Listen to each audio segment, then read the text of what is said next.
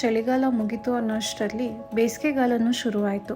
ದಿನದಿಂದ ದಿನಕ್ಕೆ ಸೆಕೆನೂ ಜಾಸ್ತಿ ಆಗ್ತಾ ಇದೆ. ಇಂತಹ ಸಮಯದಲ್ಲಿ ನಾವು ಹೆಚ್ಚಿನ ನೀರಿನಾಂಶ ಇರುವಂತಹ ಆಹಾರವನ್ನು ಸೇವಿಸಬೇಕು.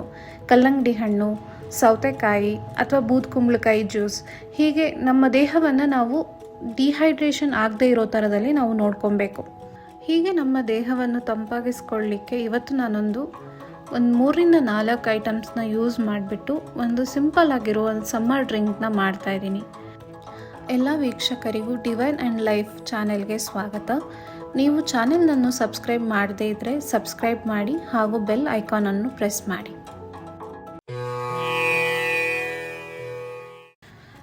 ಈ ಜ್ಯೂಸ್ ಮಾಡೋಕ್ಕೆ ನಾನೊಂದು ಮಿಕ್ಸರ್ ಜಾರ್ನ ತೊಗೊಂಡಿದ್ದೀನಿ. ಅದಕ್ಕೆ ನಾನು ಒಂದು 2-3 ಪೀಸಷ್ಟು ಶುಂಠಿ ಹಾಕ್ತಾಯಿದ್ದೀನಿ. ಹಾಗೆ ಒಂದು 10-15 ಎಸಳು ಪುದೀನ ಬೇಕು. ನಮಗೆ ಫ್ರೆಶ್ ಆಗಿರೋ ಪುದೀನ ತೊಗೊಂಡಿದ್ದೀನಿ ನಾನಿಲ್ಲಿ. ಹಾಗೆಯೇ ಒಂದು ಅರ್ಧ ಕಡಿಯಷ್ಟು ಲಿಂಬೆಹಣ್ಣು ಸ್ವಲ್ಪ ಫ್ರೆಶ್ ಆಗಿರಲಿ. ಹಾಗೆ ಅದರಲ್ಲಿರೋವಂಥ ಬೀಜಗಳನ್ನು ತೆಕ್ಕೊಳ್ಳಿ, ಇಲ್ಲ ಅಂತಂದರೆ ಅದು ಕಹಿ ಆಗುತ್ತೆ. ರಸ ಚೆನ್ನಾಗಿದ್ದರೆ ನಮಗೆ ಜ್ಯೂಸ್ ರುಚಿನೂ ಹೆಚ್ಚಾಗುತ್ತೆ. ಸೊ ನಾನಿಲ್ಲಿ ಅರ್ಧ ಕಡಿ ಲಿಂಬೆಹಣ್ಣನ್ನು ನಾನು ಹಿಂಡ್ಕೊತಾ ಇದ್ದೀನಿ. ಇದಕ್ಕೆ ನೀವು ಬೇಕಾದ್ರೆ 1-2 ಕಾಳುಮೆಣಸನ್ನು ಸಹ ಹಾಕೊಬೋದು. ಇವಾಗ ನಾನು ಇದಕ್ಕೆ ಒಂದು ಚಿಟಿಕೆ, ಒಂದು ಕಾಲು ಸ್ಪೂನ್ ಆಗೋಷ್ಟು ಒಂದು ಉಪ್ಪನ್ನು ಹಾಕ್ಕೊತಾ ಇದ್ದೀನಿ. ಇವಾಗ ನಾನು ಇದಕ್ಕೆ ಒಂದು ಸ್ವಲ್ಪ ನೀರನ್ನು ಹಾಕ್ಕೊತಾ ಇದ್ದೀನಿ. ರುಬ್ಬಕ್ಕೆ ಎಷ್ಟು ಬೇಕೋ ಅಷ್ಟು ನೀರನ್ನು ನಾನು ಇದಕ್ಕೆ ಹಾಕ್ಕೊತೀನಿ. ನೀವು ಇದಕ್ಕೆ ಸ್ವಲ್ಪ 1-2 ಐಸ್ ಕ್ಯೂಬ್ ಸಹ ಹಾಕ್ಕೊಬೋದು. ಹಾಕ್ಕೊಂಡು ನೀವು ಅದರಲ್ಲಿ ಸಹ ನೀವು ರುಬ್ಕೊಳ್ಬೋದು.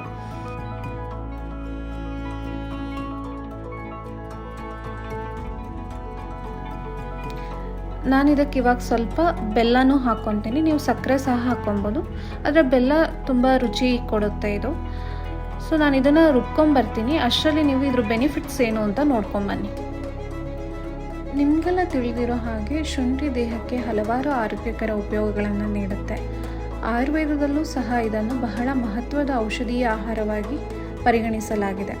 ಇದರ ಕೆಲವು ಉಪಯೋಗಗಳನ್ನು ನೋಡೋದಾದರೆ, ಇದು ನಿಮ್ಮ ಜೀರ್ಣಕ್ರಿಯೆಯನ್ನು ಸುಧಾರಿಸುತ್ತೆ, ಶೀತ ಜ್ವರ ನಿವಾರಣೆ ಮಾಡುತ್ತೆ, ರೋಗ ನಿರೋಧಕ ಶಕ್ತಿಯನ್ನು ಹೆಚ್ಚಿಸುತ್ತೆ, ವಾಂತಿ ಅಥವಾ ತಲೆ ಸುತ್ತು ಇದ್ದರೆ ಅದನ್ನು ಸಹ ಕಡಿಮೆ ಮಾಡುತ್ತೆ, ನೋವು ಮತ್ತು ಉರಿಯೂತವನ್ನು ಕಡಿಮೆ ಮಾಡುತ್ತೆ, ನಿಮ್ಮ ದೇಹದಲ್ಲಿ ರಕ್ತ ಸಂಚಲನ ಸುಧಾರಣೆ ಆಗುತ್ತೆ, ಇದು ತೂಕ ನಿಯಂತ್ರಣಕ್ಕೆ ಸಹ ಸಹಾಯ ಮಾಡುತ್ತೆ. ಇನ್ನು ಪುದೀನ ಬಗ್ಗೆ ಹೇಳೋದಾದರೆ, ಇದು ತುಂಬ ಆರೋಗ್ಯಕರವಾದಂತಹ ಒಂದು ಸಸ್ಯ. ಇದು ತಂಪು ಸ್ವಭಾವವನ್ನು ಹೊಂದಿದೆ. ಇದರ ಆರೋಗ್ಯ ಪ್ರಯೋಜನಗಳೇನು ನೋಡೋಣ. ಇದು ಸಹ ಜೀರ್ಣಕ್ರಿಯೆಗೆ ಸಹಾಯ ಮಾಡುತ್ತೆ, ಶೀತ ಕೆಮ್ಮಿಗೆ ಇದು ಉಪಯೋಗ ಆಗುತ್ತೆ. ಹಾಗೆ ನಿಮ್ಮ ಬಾಯಿಗೆ ತಾಜಾತನವನ್ನು ನೀಡುತ್ತೆ, ತಲೆನೋವು ಕಮ್ಮಿ ಆಗುತ್ತೆ, ಚರ್ಮದ ಆರೋಗ್ಯಗಳು ಸುಧಾರಿಸುತ್ತೆ. ಹಾಗೆ ಇದು ದೇಹಕ್ಕೆ ತಂಪು ನೀಡುತ್ತೆ, ರೋಗ ನಿರೋಧಕ ಶಕ್ತಿ ಸಹ ಹೆಚ್ಚಿಸುತ್ತೆ. ಇನ್ನು ಲಿಂಬೆಹಣ್ಣು, ನಿಮಗೆಲ್ಲ ಗೊತ್ತೇ ಇದೆ, ಲಿಂಬೆಹಣ್ಣಲ್ಲಿ ವಿಟಮಿನ್ ಸಿ ಜಾಸ್ತಿ ಇದೆ, ಆ್ಯಂಟಿ ಆಕ್ಸಿಡೆಂಟ್ಗಳು ಜಾಸ್ತಿ ಹಾಗೂ ಖನಿಜಾಂಶಗಳು ಇರುತ್ತೆ ಅಂಥೇಳಿ.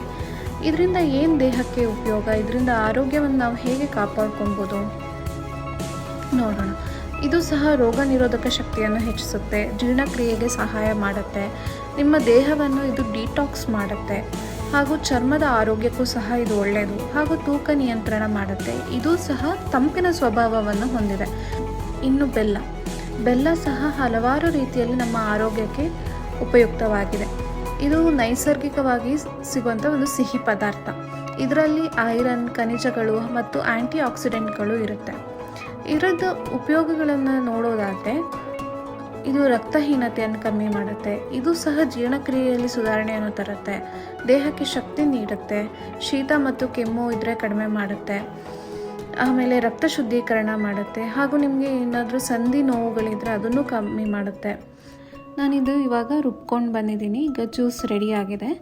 ಇದನ್ನು ನಾವು ಇವಾಗ ಸ್ವಲ್ಪ ನೀರಿನ ಜೊತೆ ಸೇರಿಸ್ಬಿಟ್ಟು, ನಿಮ್ಮ ಅಳತೆಗೆ ಎಷ್ಟು ಬೇಕೋ ಅಷ್ಟು ನೀರಿನ ಜೊತೆ ಇದನ್ನು ಸೇರಿಸಿ ನೀವು ಕುಡಿಬಹುದು. ನಿಮಗೆ ಅಕಸ್ಮಾತ್ ಬೆಲ್ಲ ಕಮ್ಮಿ ಅನಿಸ್ತು ಅಥವಾ ಸಿಹಿ ಕಮ್ಮಿ ಅನಿಸ್ತು ಅಂತಂದರೆ ಇನ್ನೂ ಒಂದು ಸ್ವಲ್ಪ ನೀವು ಬೆಲ್ಲನ ಸೇರಿಸ್ಕೊಂಡ್ಬಿಟ್ಟು ನೀವು ಕುಡಿಬಹುದು. ನೀವು ಇದನ್ನು ಮನೇಲಿ ಟ್ರೈ ಮಾಡ್ತೀರಲ್ವ? ಟ್ರೈ ಮಾಡಿ ಹೇಗಿದೆ ಅಂತ ತಿಳಿಸಿ.